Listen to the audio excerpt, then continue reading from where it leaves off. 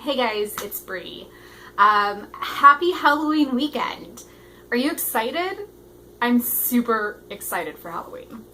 Halloween is my favorite holiday, and better yet, tomorrow on actual Halloween, I am taking my friend's son to his very first Magic the Gathering tournament. He's 8, and I'm so excited. I had a pretty good week. As far as reading goes, I read a couple of different books in a variety of different approaches. I started off the week by reading Luna New Moon by Ian McDonald, which was fantastic. I will have a review of that up. It's about a family that lives on the moon, and they're kind of doing war with other families over their businesses. It's very like Godfather meets space. In the best possible way.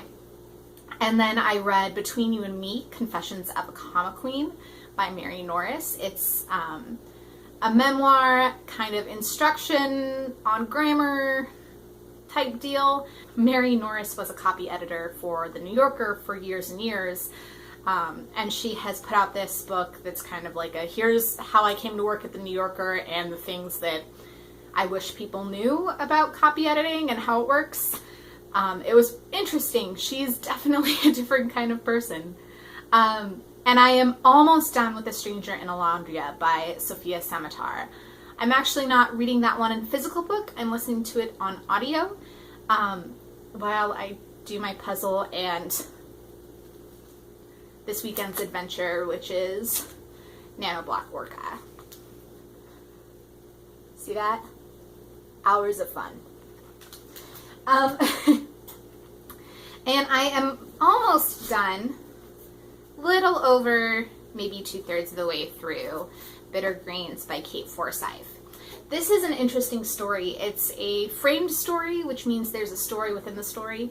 The kind of framing of the story is about this woman who is at court and is banished from court to a nunnery after writing some fairly scandalous things about the King of France's mother.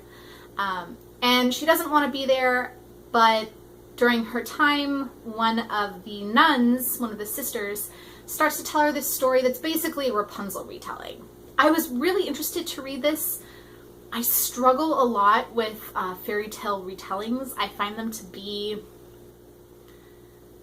generally fairly unsatisfactory. This is by Kate Forsyth, who actually has her PhD in fairy tales. It says she completed her doctorate in fairy tale retellings at the University of Technology in Sydney. And so I figured I'd pick up this one because maybe it'll finally do for me what I've wanted fairy tale retellings to do. And it's been interesting so far. I like the framing of the story. I like her approach. And I'll think about doing a review of this one. If you're interested, let me know. And then this week I will be starting The Traitor Baru Cormorant. This is by Seth Dickinson. I'll be reading this with Catherine over at The Android's Conundrum and Paul over at Common Touch of Fantasy. Feel free to join us if you are interested in leaving your comments on Twitter.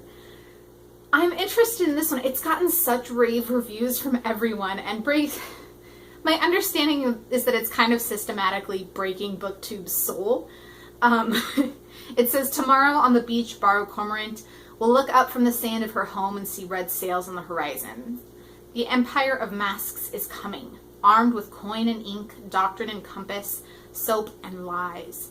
They will conquer Baru's island, rewrite her culture, criminalize her customs, and depose of one of her fathers. But Baru is patient.